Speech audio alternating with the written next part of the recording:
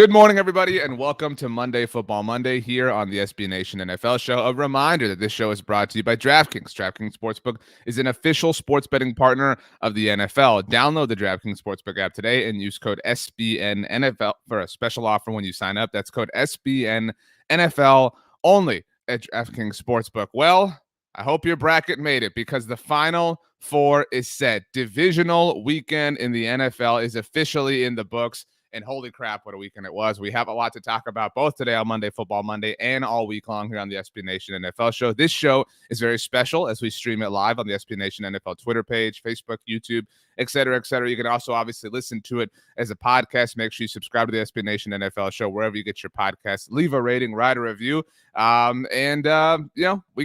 We got 3 more games left in this whole thing, but we have 4 that we're going to talk about in great detail here today. I say we because I am me, Ochoarjochoa from SB Nation's Blog and the Boys, but I am joined, as always, every single Monday by the extremely, extremely handsome, perfectly sculpted, full of life, full of pizzazz, and I believe lives inside of a Pizza Hut in the year 1997 from SB Nation's Arrowhead Pride, our home for Kansas City Chiefs content. That's the Kansas City Chiefs that have gone to back-to-back AFC Championship games at the aforementioned Arrowhead Stadium. It is Pete Sweeney. Pete, thank you so much for being here. You look lovely. I'm so happy to be able to talk to you about anything, let alone football. Yeah, this is great. What a night last night, Sunday Night Football. What a night. It was kind of like Sunday Night Football. It wasn't the exact surround, right? Because it was a little bit of a different time. Well, I know you were there, obviously, working the Midnight Oil, but it's super weird how this happens like this time of year, how the different broadcasts at different games. So it did kind of feel like Sunday night as far as the time, and it's on CBS. So it's really awkward. You have this game going that's like got the feel, but like Romo and Nance and Tracy Wolfson are there. Just didn't jive with me in that sense. The times changing in the playoffs do feel a little bit weird because it's just so different than every other week of the NFL season, but made it through. I tweeted this out on Twitter at PG Sween. On PG Twitter Sween. at Ochoa. Hit us up. We want to know what you think. I've been doing this for 8 seasons now. I've been lucky enough to be covering this Chiefs run first with Alex and then now with Patrick. That was the best game I've ever seen in person.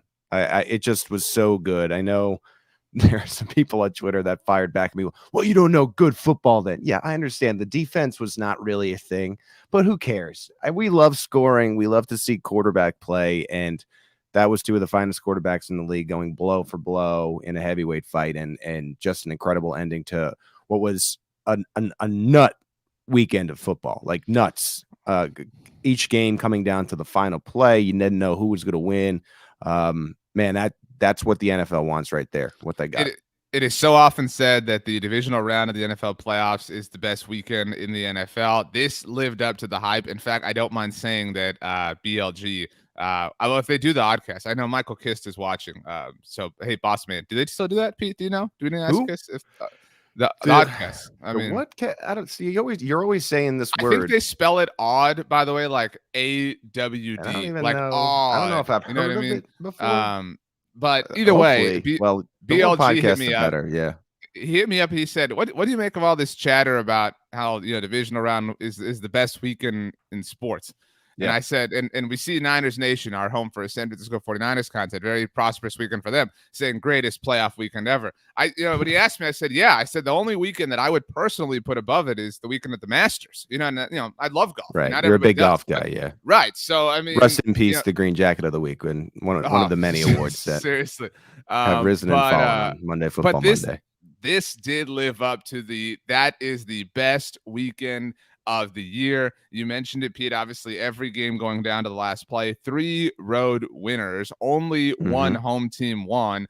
And we're going to start talking about them. We're going to put this thing down, flip it, and reverse it. Shout out to Missy Elliott, of course. We're going to start with not Sunday Night Football. As Michael Kist is here, I know he will appreciate this. We are going to start with the quarterback who refused to lose, Patrick Mahomes and the Kansas City Chiefs, victorious over the Buffalo Bills. Just an absolute shame that somebody had to lose this game. It was incredible, as you mentioned.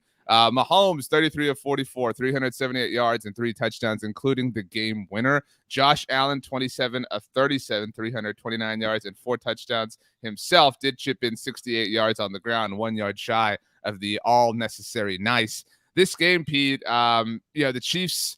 I mean, I don't know every time there was so many times I thought that's it, they're dead. Like not even this team, Buffalo or Kansas City, can pull it off.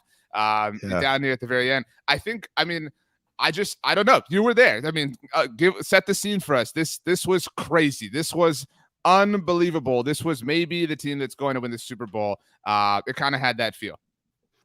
Yeah, to me of the weekend, I don't know. As this game was going on, you really started to get the feeling that whoever wins this game is going to be in the driver's seat. And you're already seeing it. The Chiefs ended up winning, and they're already 7-point favorites over the Cincinnati Bengals.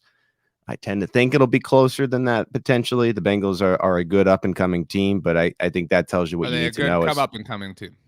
Yeah, right. They're on the come-up, and we'll see how that goes for them later in the show. But what I'll say about Buffalo is this was a rip your heart out type of game, because the Buffalo Bills lost the AFC title to the Chiefs last year, and we're very public and forthcoming about the idea of A, they need to be a better team, and B, they're really designing their team to beat a team like the Kansas City Chiefs with the firepower and the front seven, and kind of watching what the Buccaneers were able to do. Getting Patrick Mahomes off his game in the Super Bowl and sort of repeating that with their draft picks, and again with making sure that they can score with anybody, and they did, and they did all night. And I think what this game ended up coming down to was who was going to have the ball last, and just a critical mistake by McDermott and the Bills staff, and just not squib kicking with 13 seconds left. This was a 3-point lead.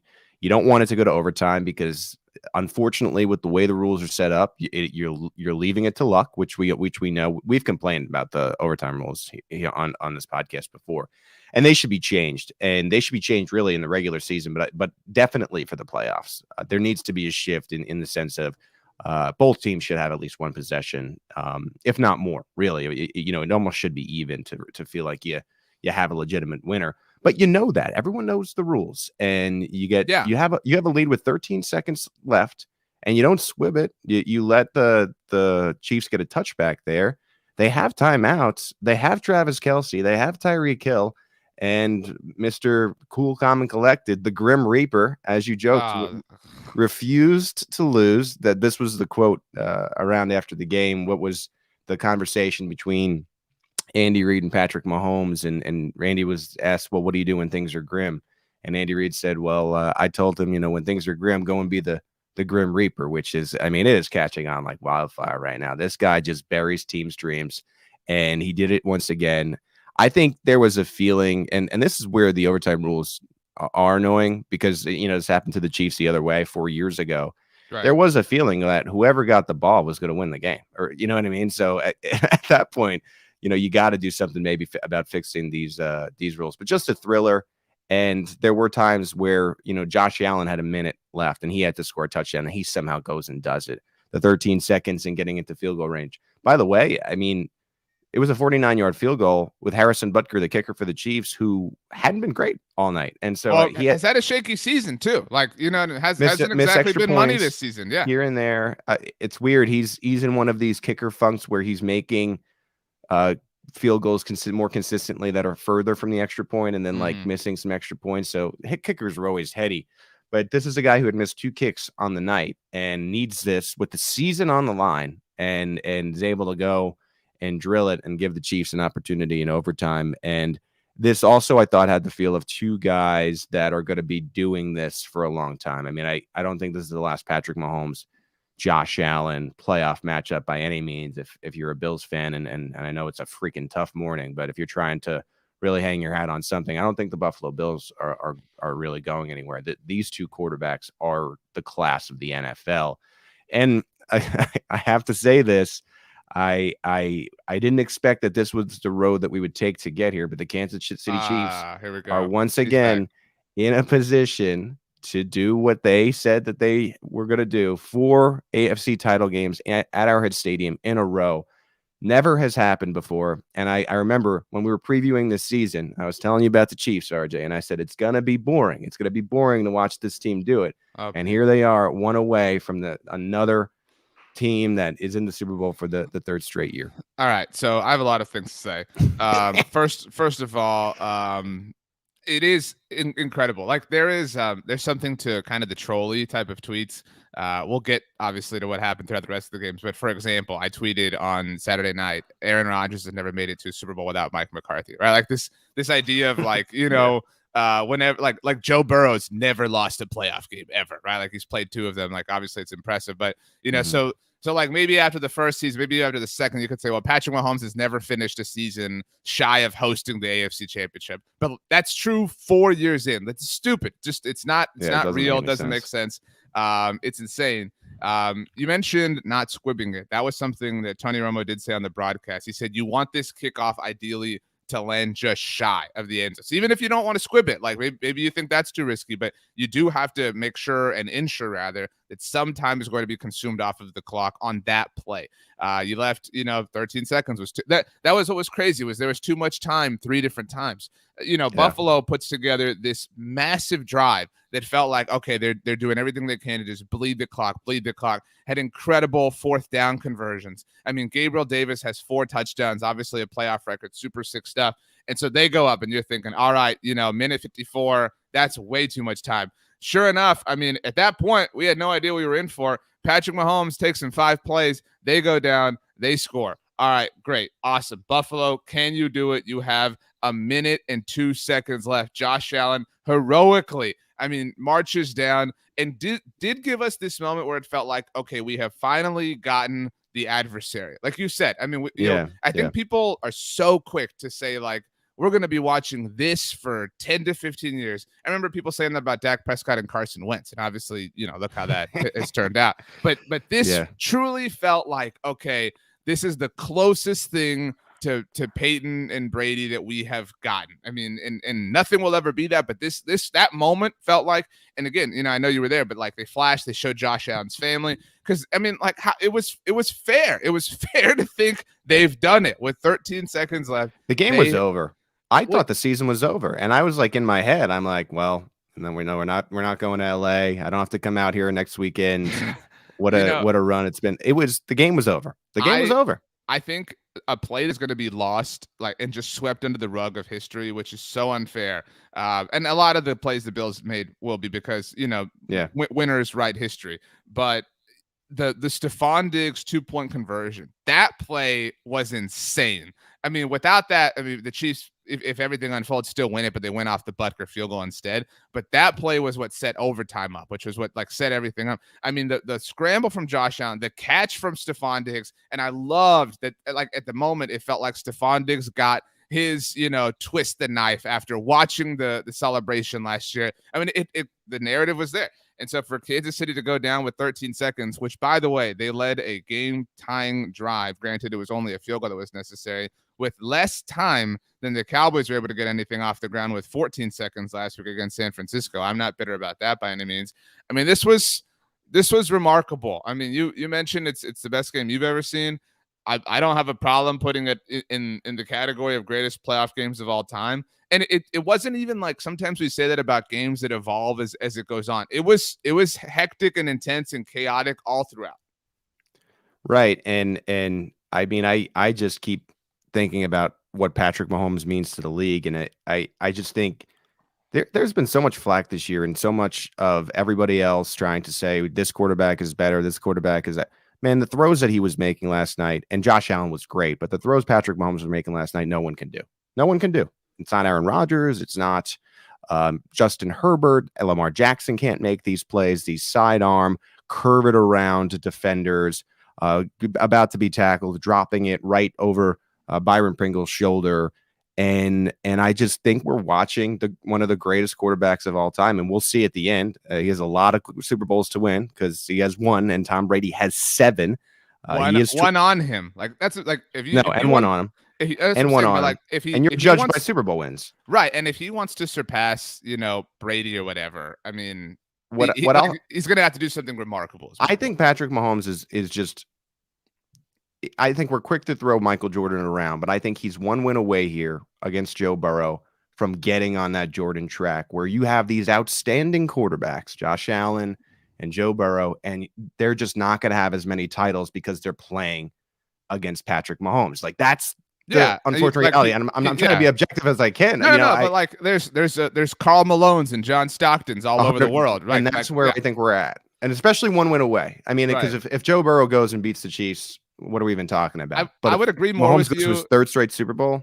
I would agree more with you if Joe Burrow and even Josh Allen weren't so young. And even, I know he's not in the playoffs, but Justin Herbert, like I said, we're not talking about Michael Jordan, but I think you start to enter the Michael Jordan, Tom Brady track. Now, can you stay on the track? That's I will say last thing for me on this game, Pete. We did kind of like swipe by it, but the overtime thing, and you mentioned like those are the rules. I mean, like, believe me, I get upset anytime like something like this unfolds. I felt the same way 3 years ago, thinking how, the Chiefs don't get to touch the ball. Like, this sucks. And it sucks. Like, I will admit objectively, the Chiefs tried to change the rule. Well, and that's what I think is dumb. And what I don't want is for the NFL to overreact the way they did to the Saints pass interference situation. Like, I mean, again, I feel for the Bills. I was rooting for the Bills. I've lost now to I'm down one ultimately net carnitas burrito to you at Chipotle as a result of this game. So like I am sad that the Bills lost, but this like Buffalo, they had a chance. Like I would be upset if any Bills fan is like, we lost because of the overtime rules, which I felt like a lot of Chiefs fans said 3 years ago. Like you didn't, like it is what it is. The circumstances. Like everybody knows the circumstances. Everybody knows the rules. Like, well, that's why it's so important with 13 seconds. Go win the game. I mean, there are 13 seconds on the clock. You got to make 3 plays. They had an opportunity. They had to win. It was over. It wasn't even that. I mean, and I realize it's overtime and you're gassed and you're exhausted. But you're supposed to be the best defense in the NFL. You know what I mean? Like you're 42 points. Well, I don't just mean that, but that's true too. But I mean, you lose the coin toss, but you're the best defense in the NFL. Go stop them, hold them to a field goal. You know what I mean? Like it wasn't. They completely and totally collapsed, and that sucks. And I feel badly for the Bills. I feel badly for Sean McDermott and Josh Allen. It's gonna be another long off season. But I mean, and like this rivalry has reached a point now where Buffalo could wipe Kansas City again in the regular season and circle the wagons. And it'll be like, so what? I mean, this especially if the Chiefs win the Super Bowl, right? Well, I mean, even if they don't, like, even if they lose to the Bengals, it's a matter of you cannot beat this team in the playoffs. Like, this is now turning into that, and your season has ended at their hands twice in a row. And that's a really unfortunate thing. Like, this is you did it. You vanquished the Patriots. They're the Patriots are an afterthought to the Bills at this point. Now you got to get there with the Chiefs. And so that's what they have to focus on. But a fantastic performance otherwise. The theme, I thought, Pete, of the week, really, of the weekend, the actual weekend, not the artist that was the halftime performer at the Super Bowl last year, but was that superstars showed up. And that's what it comes down to in games like this. Like, this game, Tyreek Hill, Travis Kelce, obviously Patrick Mahomes. I'm talking, not necessarily your quarterbacks, but obviously your quarterbacks. And that was the case for the Los Angeles Rams. Cooper Kupp, hello, goodness gracious, 9 catches, $183, a touchdown, had the huge catch to set up the game-winning field goal. The fact that the Rams almost blew a 27-3 lead, and that it's not even really like a thought at this point, just kind of speaks to the chaos that ensued throughout divisional weekend. But the Rams, Pete Sweeney, victorious themselves, 30-27 over the Tampa Bay Buccaneers, back in the NFC Championship game for the first time since the aforementioned 2018 season when the crazy pass interference thing did happen against the New Orleans Saints. Matthew Stafford, I don't really think contributed much to the collapse. It was really everybody else around him. Matthew Stafford, I mentioned winners get to write history. Right now it's, wow, the Stafford trade looks great. Stafford trade looks awesome. Got 366 yards, 2 touchdowns. The Bucs had their chances. They had their chance. Life was breathed into their game, into their season, and it wasn't enough. They couldn't do enough. I mean, you talk about We talked about the Bills collapsing at the very end. How did the Bucs, after they finally tie this thing at the very end, manage to just fall all over themselves on the final drive? It doesn't make sense. They just allowed the Rams, with 42 seconds left to go beat them after everything they went through. But here we are again. And Bruce Arians came out and said that there was some miscommunication, that some guys blitzed against the Rams. Like, how's that happen? Nobody will criticize Bruce Arians because he's cool and he curses. But this was kind of a huge, choke job from the Bucs. Yeah, I think this was a Cooper Kupp showcase game, similar to how maybe Bills Chiefs was showcasing Gabriel Davis. Al Michaels was all. I don't know if you could hear this if you were on your way, but Al Michaels said like 16 times Cooper Kupp needs to be in the top 5 MVP voting, or it's a crime. So, well, I don't know if I'd go that far because he is a wide receiver, but what I'd say is I don't know how he still feels like he goes under the radar when it comes to national attention. I mean, he is just an absolute force. You talk about how big fantasy football is with the NFL now. He should be in the first round and probably the first receiver off the board. I mean, he's that good. He won me my league. Let's talk about it. I mean, let's talk about my league. I mean, to do it with Goff first, and then you finally get a quarterback, and it kind of unlocked Kupp. And Kupp is the real reason. I think if you're naming the number one reason they were able to win what is a marquee game for this franchise, beating Tom Brady, it's Matt Stafford and Cooper Kupp. And this was a Rams team that wanted to give this game away. They wanted to give this game away. They fumbled the ball 4 times. They all they had to do was hold it on the football. And like, you can make a case even they had such a lead, or if they just kneeled and ran out the full duration, maybe they would have had a better opportunity than what they were doing and putting out there. I thought Tom Brady had a lot of opportunities. I wasn't super locked into this game until the end because I was en route to Arrowhead listening on the radio.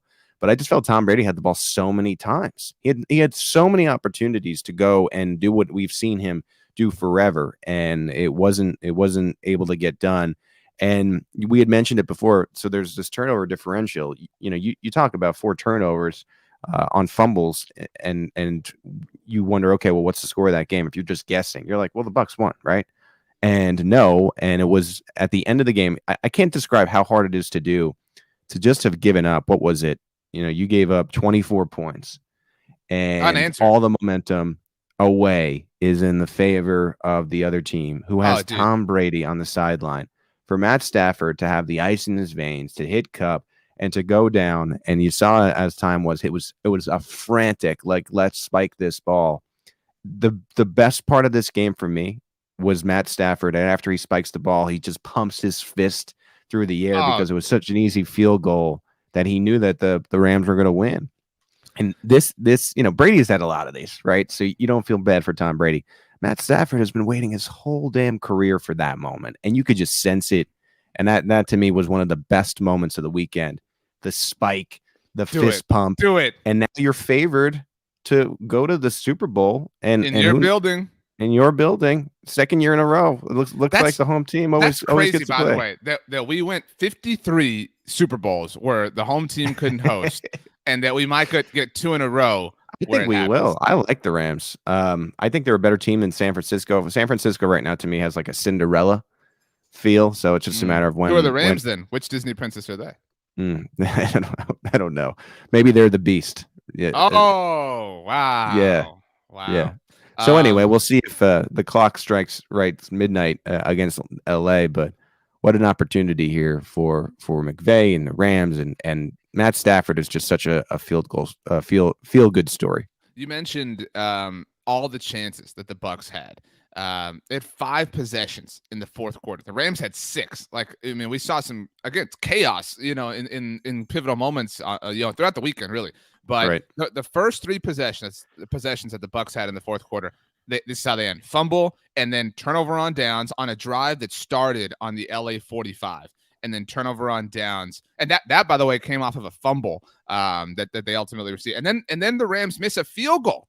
You're talking about all the crazy things that are happening. And so the Bucs get the ball rather at their own 37-yard line, turnover on downs. These are the Rams possessions. We'll go the second half. Punt, touchdown. Okay, cool. Fumble, punt, fumble, missed field goal, punt, fumble, and they won on the field goal. And you mentioned Matthew Stafford, the ice in his veins, etc.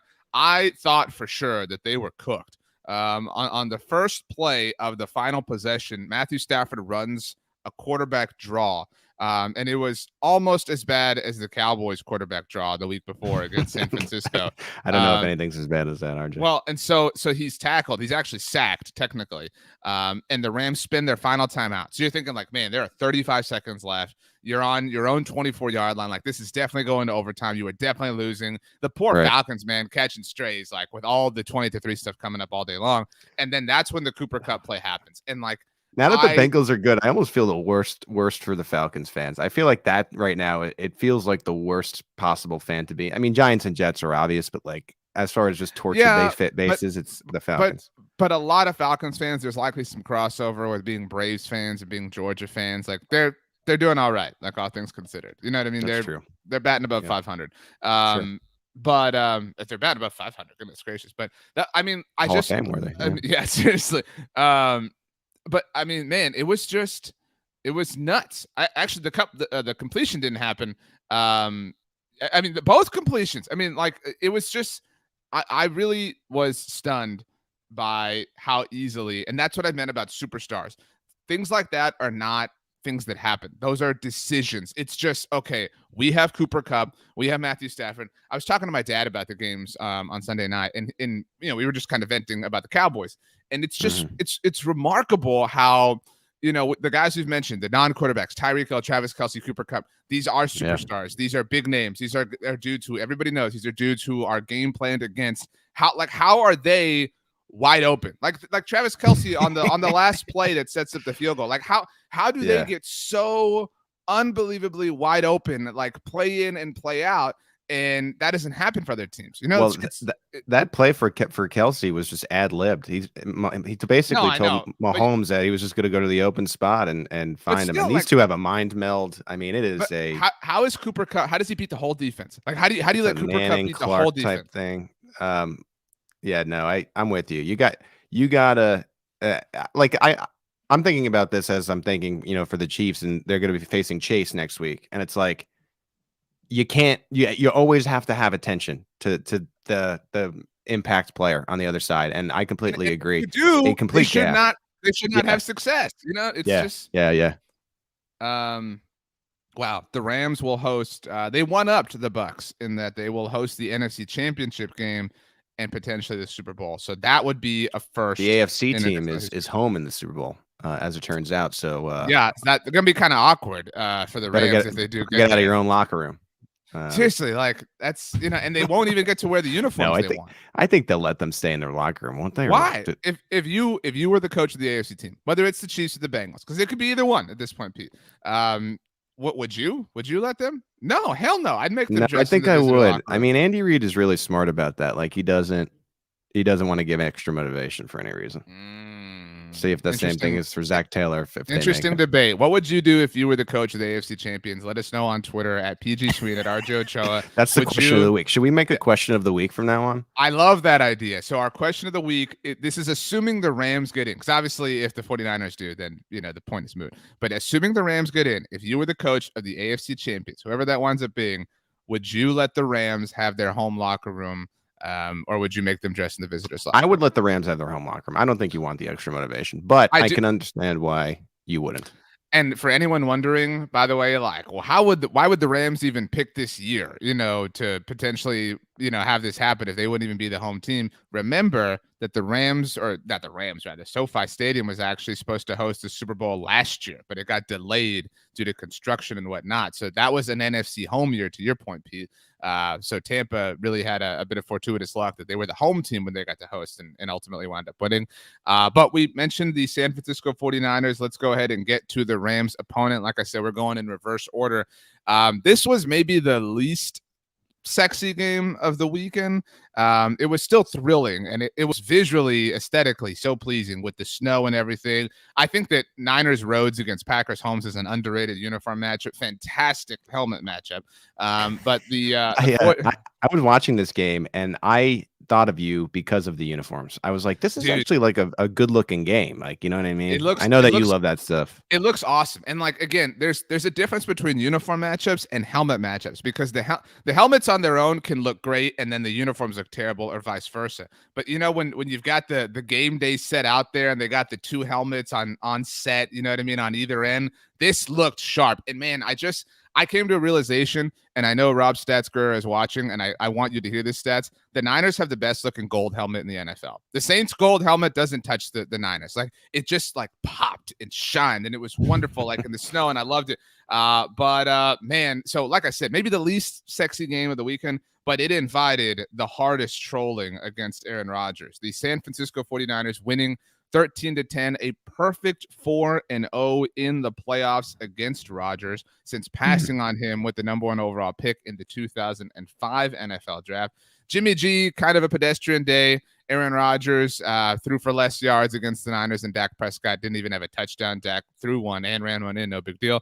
But Deebo Samuel was amazing, you know, in his own way. The Niners' special teams were amazing, had their own touchdown. I mean, the Niners won this game, P, without scoring an offensive touchdown. Like, that doesn't happen. I mean, in the divisional round of the playoffs. It can happen when it's that, like the weather game at Lambeau and it's cold and, you know, the points are low. But, man, if you're a Green Bay fan and someone told you the Niners points are low, like points, the base. I like my base down, though. You sign up for that every time. You sign up for 13 points every freaking time. You have Aaron Rodgers and you have Devontae Adams. And yeah, I thought Aaron Rodgers played poorly on that last drive. It was 3rd and long, and he had someone across the middle and is instead, you know, firing the ball down the field. A bad decision from a guy who's been really arrogant and pompous, and I think in a sense lost a lot of support this year, and almost had folks rooting against him and rooting for the 49ers in this game. Jimmy G had 131 yards. You lost that game. Right? And it's quite Super Bowl or bust for the Green Bay Packers. And to me, like, the Niners are playing with house money now. They of course expected to be in the postseason, but I'm not sure if they expected to go on this type of run. And they might enter the game against the Rams as the dogs, but they have a great chance of winning. They're playing just great football and complementary football, and I think that's key at this time of year. You mentioned Jimmy's day and what you would sign up for. So the 49ers as a whole had 12 first downs. Green Bay had 14, by the way, for what it's worth. They had more field goals than touchdowns. They, like, you know, like if you're right, like if you set all this up and you said, hey, Packers, like this is what's going to happen. Like, you know, I'm a magic genie. I'm Pete Sweeney, right. The genie. That, you know, if you need another career path, I mean, there you go. Would you take this? Like, I can guarantee you for, they said 100 out of 100 times. And you meant, like, Aaron Rodgers choked, man. Like, and no, that's like a take that nobody wants to get on board with. They were the number 1 seed in the playoffs. I mentioned this with stats on the look ahead last week. Sure, you had all this success in the regular season. He's probably going to win MVP, et cetera, et cetera. This was never about the regular season. In fact, I would put it to you, Pete Sweeney, and put it to anyone. This was the first game of significance for the Packers since losing in the playoffs last year. I mean, in the NFC Championship, because we knew that they were a great team and they could do all this stuff, they could have all this fun, whatever. But this was never about, you know, winning the NFC North or even getting the 1 seed or whatever. This was about what can you do. I mean, Aaron Rodgers moaned and groaned and whined and complained about having the ball taken out of his hands by Matt LaFleur in the NFC Championship game last year. He made sure to talk about it on Jeopardy during the match that he was in. I mean, like, it was woe is me. I'm the victim. Without that decision, I go and I lead us because I'm great. These are 4. This was a tweet that was floating around on Sunday night, Pete, from Zach Cruz, who covers the Packers for Packers Wire. These are 4 huge 3-and-outs from Rodgers and the Packers in the fourth quarter of their last 2 playoff losses. So the first 2 are against the Bucs last year. 3-and-out, down 28-3, and then 3-and-out, down 28-23. So twice in a row, the Packers, down by 5 points, had a chance to go balls in their hands, full control, opportunity to take it, win it, and they failed 2 times in a row. But, you know, it was the play that Matt LaFleur took away from Aaron Rodgers that lost that game. And then in this game, 3-and-out when they were up 10-3 against the Niners, and then 3-and-out when they were tied 10-10 against the Niners. In those 4 series, Rodgers went 2 for 8 for 9 yards and took 3 sacks. I mean, he's the classic, you know, not as good as he thinks he is type of dude. And you mentioned it, like he invited all this criticism for a lot of off the field reasons that obviously we don't have to get into, but everyone is fully aware. And man, it felt like what I thought of. I know you don't really watch movies, Pete. Pete's never heard of any movie, really, to be honest with you. What movie were we talking about? Well, it felt to me like, in Avengers Endgame, when Iron Man snaps his finger and everybody like shows up to fight Thanos. You know what I'm talking about? Of course. So yes. It felt like that. It felt like the Packers losing was the snap of the finger, and like every person showed up to just take their shot. But that's, I mean, like we joke and we laugh. That's what he invited. Aaron Rodgers made this all about himself, all about him for a lot of reasons. And he couldn't live up to. This was supposed to be the last dance, whatever, blah, blah. They failed. They went one and done as the 1 seed. I mean, and all due credit to the 49ers, and I do not mean this in a disrespectful way, but they got the best draw that they could have possibly gotten. They got the worst quarterback that was left. They got an offense that didn't do anything. And Aaron Rodgers, king of offense, king of this, supposedly the greatest, pure talent to ever play the position, failed miserably. And I mean, now is going to tuck and run. He's not a good playoff quarterback. I mean, this is 17 chances he's had now, and he got 1 Super Bowl in. And I think he wants to be regarded, and he wants all this respect, and he doesn't feel like he gets enough respect, and he makes that pretty abundantly clear. Why? You lost 13-10 to the 49ers at home, and you had a bye week, man, and you have Devontae Adams, who's the best receiver in football on your team. And within that, not to cut you off, Pete, not to cut you off, but I mean, like, what do we hear about him? Like, oh man, Aaron Rodgers, he'll take a grudge and he'll hold on to it forever. He's just like Jordan, like that. Yeah. Man, like all we have heard for 16 years has been how pissed off he is that the 49ers didn't draft him. He is 0-4 against them in the playoffs. I mentioned it like 4 times. The Mahomes AFC Championships hosting at Arrowhead Stadium. That's not a small sample size. He's 0-4. He's lost to different coaches, different quarterbacks at home, on the road. They own him. Like he can try to pretend all he wants that he's this master of psychology, that he can get himself hyped and amped for whatever because he has a grudge. They own him, and he can't say anything otherwise. I went on a tangent about Patrick Mahomes and his success. We're 1 win away from Jimmy G going to 2 Super Bowls in the last 3 years. What do you do in that situation? Is it just over no matter what? Or what if he pulls off the impossible and they go and beat the Rams and they get to a Super Bowl? And then what if they get to the Super Bowl and somehow pull off that game? You can't move on, right? I mean, at that point, what has to happen for you to say we have to stick with Jimmy G? It already happened. To stick with Jimmy G. I mean, the only thing is they win the Super Bowl, and I don't even know if that's enough. Like because of the, yes. I mean, would this be the only Super Bowl champion in history where they're just like, you know what, we're not happy with this quarterback. We're going to go with the next one. Like that has existed, but you're right. It would be the first in a while in that sense. First, I can remember. I mean, Flacco, I guess but that wasn't for a couple of years later. They signed him to a deal. Yeah, they paid Flacco that very next offseason. I mean, Dilfer, maybe the last like true example. Yeah, that's right. Dilfer. But I mean, whatever. But I mean, and it's crazy because like it's just crazy to think that they created this hysteria, the Niners, like with Jimmy and Trey Lance and everything. But I mean, whatever. Like, how can you criticize it? They're here. It worked out, and they by far have the least talented quarterback, especially of the remaining 4. But they might have the best team. I mean, they are just so good. They are so efficient. They find ways. Like you throw out football cliches, like they'll grind it out. Like they are the true anaconda. Like they will slither around you and hold on for dear life and wait for you to make a mistake. Kyle Shanahan has put himself through the ringer this season, but he has every reason to take some victory laps right now. I love division games where there's this much on. Totally agreed. This is going to be incredible. I'm probably going to. And we've seen the Niners do it. We've seen them play now twice in a decade. NFC Championship games against division rivals. They lost the last one against Seattle, but that's so cool to me when that happins. I mean, there's extra juice here too because of George Kittle and his post game comments from Week 18. A few weeks ago, where the Niners come back and they're able to win this game, and apparently Rams players were calling it like a body bag type of game, and there's so much juice going into this game. I mean, these two games next weekend are going to be legit, but this one feels more special than Chiefs Bengals, just because like Chiefs Bengals, maybe that'll eventually become a rivalry. Man, these two teams freaking hate each other, and you love that with so much on the line. No, I love when division rivals meet in conference championships just as a whole. But I also, you mentioned the extra juice. I love, because it's in the back of every Rams fan's minds, that if they just win that game, and they were up 17 points, if they just win that game, the Niners aren't even in the playoffs. You know what I'm saying? Like, it's crazy to think about. I love that. I love that San Francisco took life out of the Rams to get in here for this moment.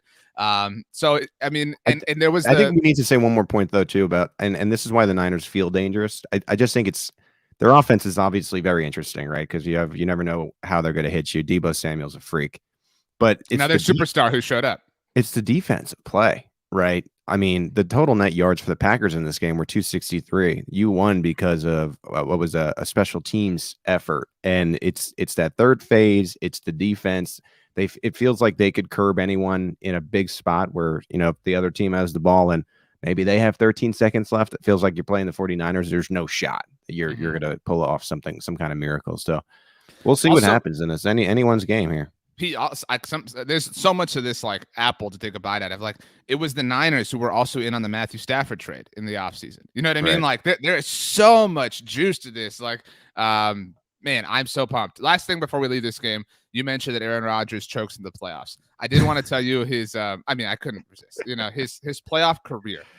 Very quickly here. So first year in the playoffs, 2009, they lose to the Arizona Cardinals. That game was crazy. I don't know if you remember that. It was a crazy wild card game. But so they lose to Kurt Warner. Next year, they go win the Super Bowl. All credit in the world. Aaron was fantastic, was magnificent, etc. But starting in 2011. Feels like an outlier, though, now, doesn't it? It is. I mean, so 2011. So this was over a decade ago, actually. Well, it's a decade, whatever. So factor. As the number 1 seed, they lose to Eli Manning's New York Giants. Gross. Ugh. So then the next year, in 2012, they beat Christian Ponder's Minnesota Vikings. That was the Adrian Peterson 2000 year. Cool. And then they lose to the 49ers on the road because they suck and they are owned, and he is owned by the 49ers. The next year in 2013, as the 2 seed, so their first game, because back then, obviously, 2 seeds had to bye, they lose to the San Francisco 49ers. One and done again, twice in 3 years now where they're one and done. 2014, we come back now. Okay. You beat the Dallas Cowboys in the divisional round. Dez caught it, whatever, kind of a fluky win. And then they have this utter collapse against the Seattle Seahawks in the NFC Championship game. That's another loss. The next year, 2015, their first win was at Washington when Kirk Cousins' Washington team won the NFC East. Shout out to them. And then they lost at Arizona, another game with a crazy coin flip, that crazy back and forth where Carson Palmer and Larry Fitzgerald won it at the very end. So another short exit. 2016, they beat the Cowboys in the, they beat the Giants. So cool. You beat the Eli Manning Giants. And then the Cowboys on a crazy end again at the very end. And then they got smashed by the Atlanta Falcons in the NFC Championship game. 2020, last year, they come out, or 2019, excuse me, they beat the Seahawks. Okay, cool. They, don't really count either. And then they lose the NFC Championship game to the San Francisco 49ers. Another year where they lose as the 1 seed. Last year, 2020, where they're the 1 seed. They beat the Rams with Jared Goff, now with Matthew Stafford, and then they lose at home to the Bucs. And then this year they lose to the Niners. 3 times in the last decade they have lost at some point as the number 1 seed in the NFC. He is not a playoff quarterback. No, not good with a lot on the line. Not good. Drag him, Pete. Drag him. Anyway, let's get to the last one. We've talked about them a little bit. Let's give them their shine. The Cincinnati Bengals did it. Derrick Henry came back, didn't matter. Nashville felt disrespected, didn't matter. I don't know if you saw this, Pete Sweeney. I picked the Titans. I also picked the Packers. I also picked the Bucks, and I also picked the Bills. So a perfect 0 for 4 for me on the weekend. But the Bengals outlasting the Titans 19-16. Evan McPherson, really just magnificent. As a rookie, including the game-winning field goal, obviously, had a money quote that you can tell us all about, Pete. I'm sure they won. They dominated. I feel like the Titans just shrunk in the moment. I feel like the Titans' whole game plan was like, Derrick Henry's just going to come back and win this thing for us. And that didn't happen. That never got off the ground. 20 carries, 62 yards. Did have the touchdown that had the moment, like he's back, whatever, blah, blah, but not enough. And I mean, Ryan Tannehill has been maybe kind of like an evolved version of Jimmy Garoppolo himself, but it's not enough for this offense to contend. And that's because the Bengals didn't even have an elite offensive showing in this game. I mean, Jamar Chase did have 100 yards. Again, another superstar who showed up. But this is a really, really embarrassing loss for the Bengals. They are now 0-3 as the 1 seed in their history. And the Bengals, Pete Sweeney, who are going to the AFC Championship, won a road playoff game for the first time in franchise history. Yeah, this was crazy because there were a number of interceptions that were just freaking nuts in this game. Swings and it was kind of grinded out football, even though both teams were over 300 yards. I think the key was the Titans going 1 for 8 on third down. If you go 1 for 8 on third down, you're not going to win. I think the fact that they were able to get to Joe Burrow so many times in this game, 9 times, 9 sacks, a ton of quarterback hits, and still the Bengals sustained. And kudos to Burrow, because if you're getting beat up like that, and it is just relentless like it was with Tennessee, I mean, you could get frustrated with your offensive line. It could start, you can start going at each other a little bit. He stayed cool, calm, and collected. I think he's one of these guys that's like the ultimate leader in the sense is like, well, let's just keep getting up and keep playing. And you mentioned McPherson. As you said, the quote was, it looks like we were going to the AFC Championship game. This was before he ended up kicking what was the game winner for 52 yards. So some real swagger to this Bengals team. And I think the city of Cincinnati and the Bengals team continues to, in my mind, deserve this come up of the week. But it's not even the come up of the week. It's like the come up of 4 decades, right? I mean, they haven't been able to do something like this since, I believe it was 1988. So Bengals fans have been waiting for this for a long time. It's your year, Pete? No, you're 87. That's right. No, I was born in 88. Yeah, the year of the dragon. But very disappointing for Ryan Tannehill and a Titans team, and similar in the sense of the Green Bay Packers. You managed to get to this stage and somehow managed to keep the bye. You bought yourself time to bring in Derrick Henry. And I know he didn't necessarily have the yardage, but I thought Derrick Henry looked pretty good, for the most part.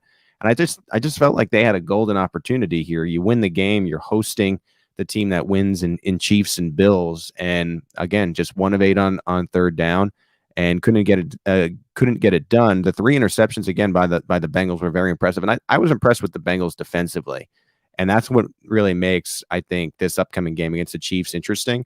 Tyrann Mathieu left with a concussion, and the Chiefs defense was in shambles, and I just thought the Bengals put together a complete game. And it could be dicey, if the Bengals find a way to curb Kelsey and Hill. And I thought going in that I as someone who covers the Chiefs, I thought they'd be in better shape maybe playing the Bengals. But as I watched this game, I said, no, this Bengals team has some spice to it, and let's see what they do in this big game. I can't get over. And I want to give credit to the Bengals, but I can't get over 1 for 8 on third down, especially when. And I fell into the trap of like the reverse trap rather. When we were previewing these games, I said, man, nobody is respecting the Titans. Like I kind of jumped into that with them, like, man, because that was their thing, right? Like, man, nobody respects us. Like we earned the 1 seed, like not Kansas City, not Buffalo, not Cincinnati, not the Chargers, not the Ravens, whatever. We earned this, whatever. Okay, cool. Then how did you go 1 for 8 on third down? Like that's embarrassing.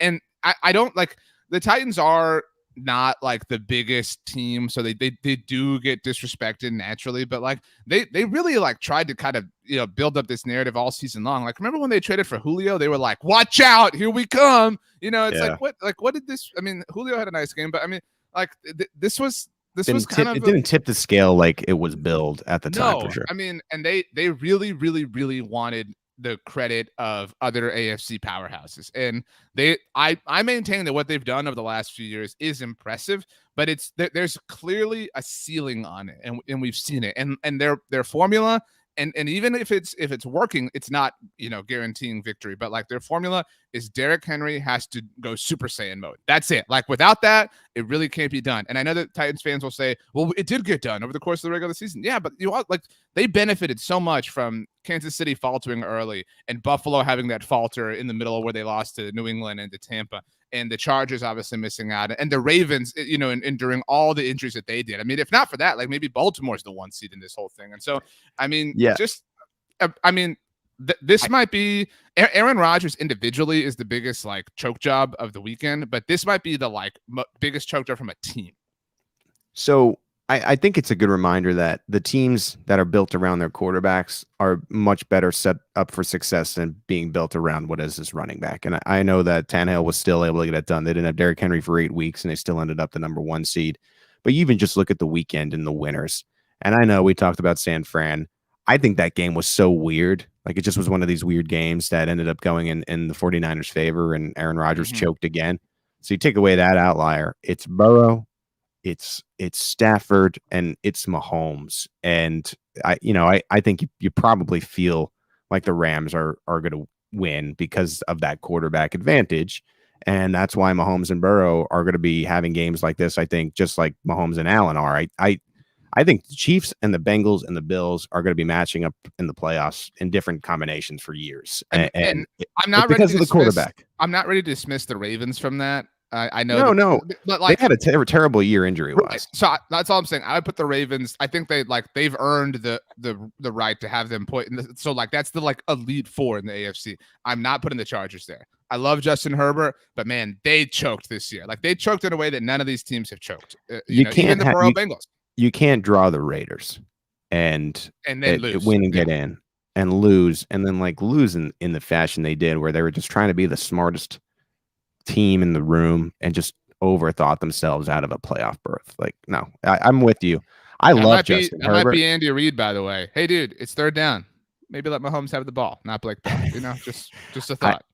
I love me some Justin Herbert, but until he propels his team to the postseason, we have nothing to talk about.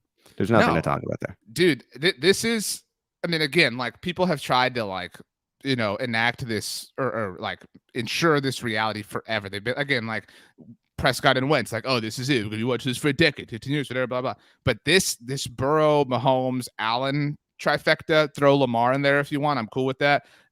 This feels like the truest closeness to Peyton, Brady, Ben, remember that like crazy stat that was like every Super Bowl for like the whatever, like 13, 14-year run, it had Brady, Ben, or Peyton, and then Flacco was like the one outlier in that sense. I mean, this is what that feels like. And in that sense, I was thinking about this over the weekend. It is so cool that these are like the 3 teams that are going to be like, rolling through the AFC for a long time are the Bills, the Bengals, and the Chiefs, and whatever, permutation, like you said.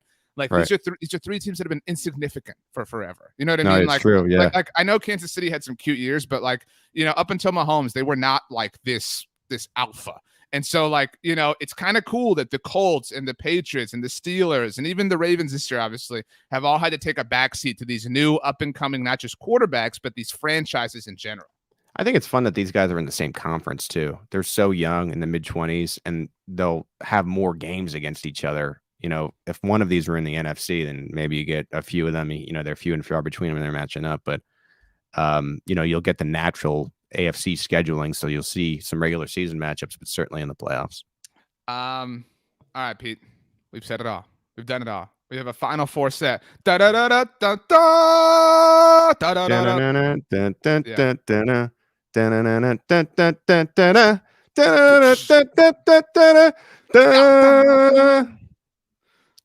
da. Wow, well done. They bring in the Jumbotron for that every year. Do you know that? The Jumbotron at the Final Four is like, it's the same one that's been at all of them. Do you know that? No. What is it? They install it?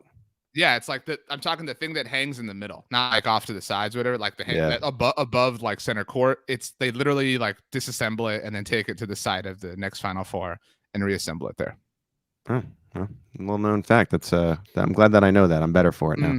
Like your favorite team when it comes to that, the orange. An orange team's gonna an orange team's gonna win. They're having another bubble year. They're right at 500. An orange team is gonna win this Final Four. By the way, like I say this all the time, Bengals. If you're gonna be these like legit players in the NFL in general, you need a better logo. It cannot be a B. Like it upsets me so much. The Bengals logo. It's a B, dude. It's just a B. They have, and like it would be one thing if they didn't have an awesome. They have a tiger.